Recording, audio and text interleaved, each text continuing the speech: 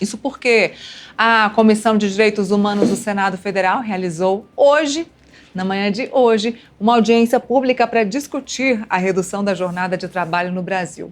A audiência dessa segunda foi proposta pelo deputado Paulo Paim, do PT do Rio Grande do Sul, e mostra que os senadores também começaram a se engajar nessa discussão que teve início na Câmara dos Deputados. Esta será a primeira atividade de um ciclo de debates na comissão, na CDH, sobre as mudanças nas relações trabalhistas e os impactos de novas tecnologias no mundo do trabalho.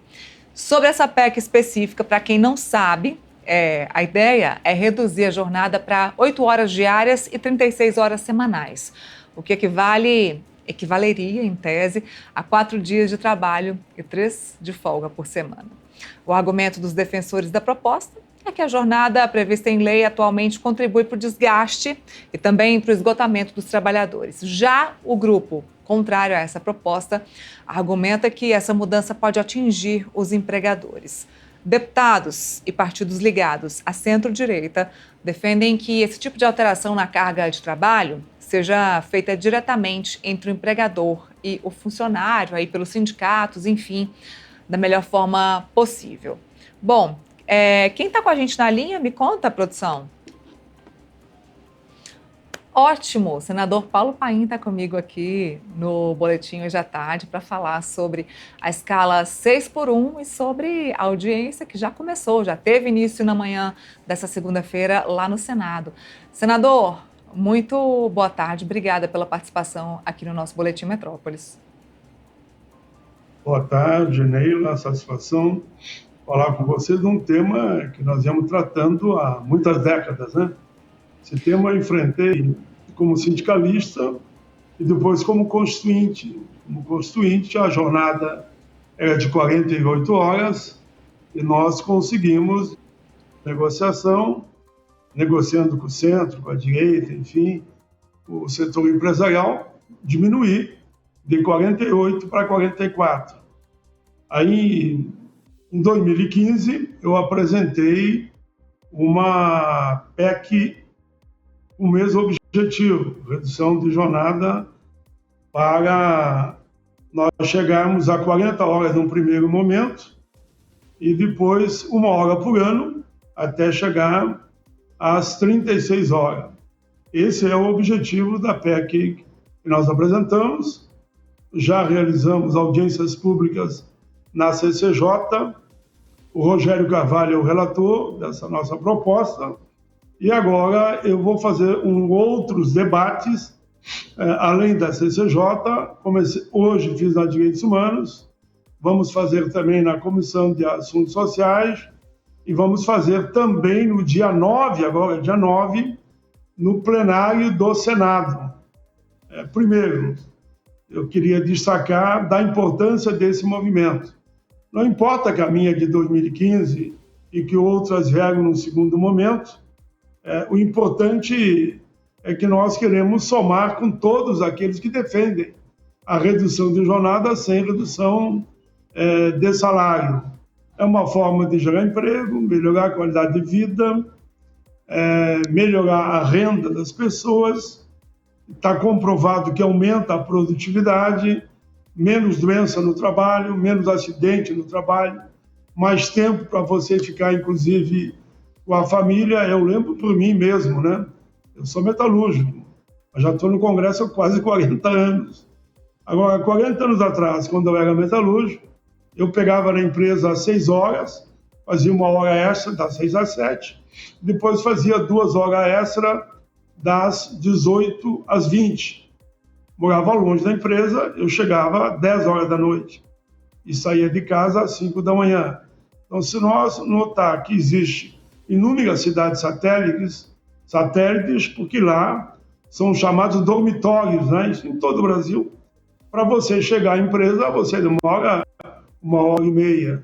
Então, se nós trabalharmos com essa ideia da redução de jornada e conquistamos lá atrás, e passaram anos, e esperamos agora que o Congresso aprove, nós estaremos chegando também, conforme o DIEESE, em torno de 3 milhões de novos empregos, só quando você sai de 44 para 40. depois 1 hora por ano até chegar nas 36. Senador, quando o senhor fala da criação de novos empregos, me vem aí uma espécie de oposição ao que a gente escuta falar, porque o que a gente ouviu, principalmente no ano passado, quando a deputada Érica Hilton estava falando sobre esse assunto e tinha holofote sobre o assunto jornada escala 6x1, muitos parlamentares diziam que essa PEC não passaria no Congresso porque diminuiria os empregos formais, porque dificultaria ainda mais a contratação de funcionários CLT. Por que o senhor diz que aumentaria os empregos no país? Eu provo pela minha história dentro do Congresso. Eu me lembro que quando eu comecei a brigar por um salário mínimo de $100, olhe bem, foi ali na Constituinte, em 88, 86, eles diziam que eu ia quebrar todas as prefeituras e ia quebrar o país. Eu dizia que não, disse que agora não era sério, era uma brincadeira. E foi exatamente o que aconteceu. Avançamos no governo Fernando Henrique, o salário mínimo passou para $100 e não quebrou uma prefeitura e o país não quebrou. No governo Lula, defendemos inflação mais PIB, aprovamos a proposta e o salário mínimo chegou a mais de $300. Nenhuma prefeitura quebrou. Eu não vi uma empresa que diga que quebrou por causa do salário mínimo. O salário mínimo é muito pouco ainda no Brasil, mas já chegou a $350. E não houve esse mistério. Quando defendemos, para dar uma explicação direta agora, na redução de jornada, nós queríamos diminuir de 48 na Assembleia Nacional Constituinte para 40. Diziam também que ia dar desemprego em massa, aquela ladainha de sempre, né? Pelo contrário, aprovamos e depois chegamos no governo Lula e Dilma a uma política que garantiu, aumentou o emprego e aumentou a renda. Aumentou o salário mínimo, aumentou também a renda e ainda a jornada diminuída, nós diminuímos para 5% o número de desempregados. Agora, nesse momento, nós estamos de 5% a 6% do número de desempregados. Ora, os dados mostram, os economistas que mostram, as estatísticas mostram, que muita gente está pedindo, inclusive, para sair do trabalho. Está querendo sair do trabalho porque há um momento de quase pleno emprego e a jornada exaustiva causa acidente, causa doença, como eu dizia antes, e cada vez mais você vê que é possível, como outros países no mundo fizeram, reduzir a jornada. Com a redução de jornada, você assegurou mais emprego, mais produtividade e ainda qualidade de vida, não só para a família. Eu vou dar aqui alguns exemplos rapidamente, né? Por exemplo, vários países já adotam um sistema abaixo de 40 horas, né? Seja 4 dias ou 5 dias por semana. Bélgica, Espanha, Nova Zelândia, Alemanha, no caso, depois que ela reduziu a jornada para 36 horas, o PIB cresceu mais de 4%, ficando entre os 5 de toda a Europa. Podíamos ver aqui na América Latina mesmo, Equador, mesmo Chile e outros países, Argentina, com a mesma ideia da jornada como forma de gerar renda, produtividade, enfim, todos ganham. Menos falta no trabalho, otimização de maior produtividade, tempo livre para as pessoas poderem estudar e, consequentemente, diminui a fadiga e o esgotamento. Esses são alguns dados somente que eu levei e que nos permitem, com muita segurança. Vou dar o exemplo da França. A França é a menor carga horária do mundo. Existe lá uma política de quase que pleno emprego, 35 horas semanais. A Alemanha vai no mesmo sentido. Os principais países que deram certo, é um caminho que a automação, as novas tecnologias, a internet, o efeito hoje da internet, o trabalho longe da empresa, trabalhando em casa, tudo isso abriu um mercado de trabalho que nos deixa deixa muito seguros voltarmos à jornada. Quero repetir isso, hein? Num primeiro momento é para 40, depois de 1 hora por ano, nós com certeza estaremos gerando mais emprego, mais renda, e empresa nenhuma, emprego aumenta a renda, aumenta a produtividade, eles vão vender muito mais, até porque o poder de compra da população também aumentou. Vou dar um exemplo. Eu estava outro dia conversando com o ministro Marinho, ele disse que lá em São Bernardo, que é um complexo metalúrgico enorme, eu já ajustei lá e consegui as horas. Conversando com outro sindicalista do Sul, lá na GM, no Rio Grande do Sul, quebra-mola, não deixa dúvida, e são de centralmente, ele disse que lá também já é 40 horas semanais. No Brasil, muita gente trabalha já numa carga reduzida, já não trabalha 44, e ninguém está se queixando disso, e o desemprego está diminuindo. É só ver os dados cada mês que passa. Eu tenho certeza que a maioria das pessoas que está nos assistindo nesse momento, ou que vai ter acesso a essa entrevista pelo YouTube ou pelo portal metrópolis.com, concorda com essa questão de que o trabalhador ele vive para o trabalho. Assim como o senhor mencionou, a pessoa acorda cedo, aí pega um transporte, mais de 1 hora no transporte, fica o dia todo no trabalho, almoça no trabalho, transporte de novo para casa, ou seja, vai para casa apenas para dormir. De fato, quem está nos assistindo deve estar feliz com a sua afirmação. Não, agora, sim, pois não.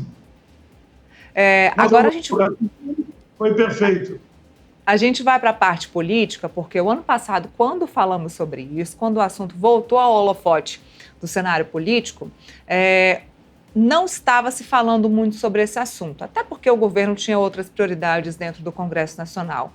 Qual é a visão hoje do governo Lula e do PT frente a esse assunto tão importante dentro do Congresso Nacional?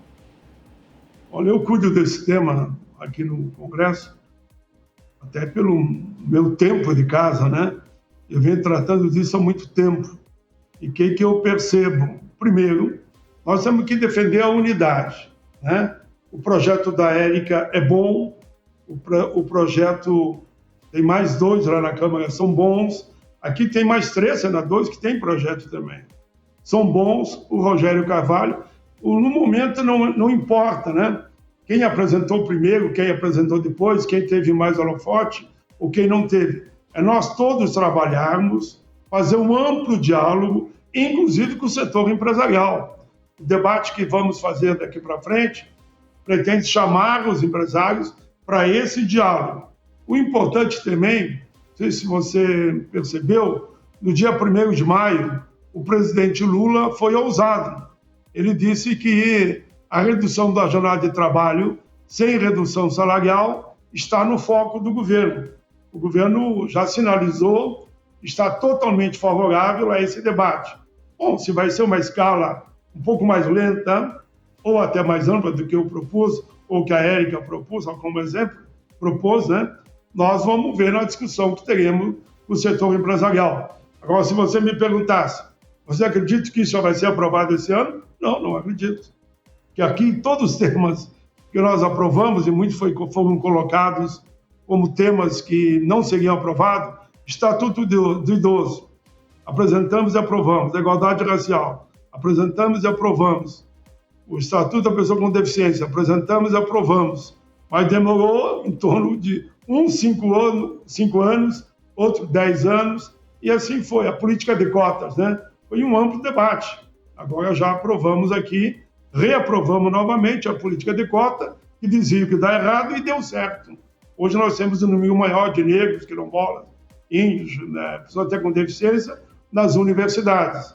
E aumentou também no serviço público. Isso tudo são dados que eu vou participar, naturalmente, de todos os debates, e vamos confrontar no bom sentido, num diálogo de harmonia e de construção coletiva, para mostrar que se dezenas de países do mundo adotaram e deu certo, aqui na América Latina também está avançando, porque que o Brasil é um país continental que tem tudo para dar certo, não pode também garantir para o seu trabalhador o que a gente chama vida decente, trabalho decente, e que ele tenha mais tempo, né, para olhar os filhos. Calcule, Eu tenho 5 filhos.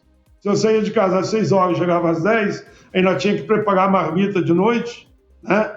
Muitas vezes a comida estragava no outro dia. Era toda uma novela, porque aquela correria para esquentar e comer rapidamente meio-dia. Eu estou afastado, claro, estou há 40 anos aqui, 40 anos, 38 anos aqui no Congresso, né? Completo 40 nesse mandato e o próximo ano. Eu apenas relato, porque lá na ponta, a vida continua assim. Os trabalhadores, para sobreviver nesse país, muitos deles, serviço chamado pesado, ele tem que fazer hora extra. E nós queremos que ele faça menos hora extra, produza mais, com mais qualidade, mais produtividade, com mais saúde e menos acidente no trabalho. Com isso, todos ganham. Inclusive, o Estado, a União, vai arrecadar muito mais. Qualidade de vida, né, senador? É o mínimo Qualidade de vida que o cidadão merece. Senador Paulo Paim, muito obrigada. Obrigada pela participação aqui no nosso boletim. E o Metrópolis continua acompanhando as audiências, as comissões, até que esse projeto passe, até que seja aprovado. Muito obrigada. Eu agradeço, Neila, a você. E, de fato, o Metrópolis tem acompanhado, tem dado espaço para todos aqueles que quiserem defender a proposta e até mesmo para aqueles que não querem, né? E aí que nós vamos chegar num ponto comum. Por isso que eu estou dizendo que as próximas reuniões vamos trabalhar muito para que empresários e trabalhadores sentem à mesma mesa e discutam o tema. Tá certo. Obrigada, senadora. Até a próxima. Valeu. Até a próxima.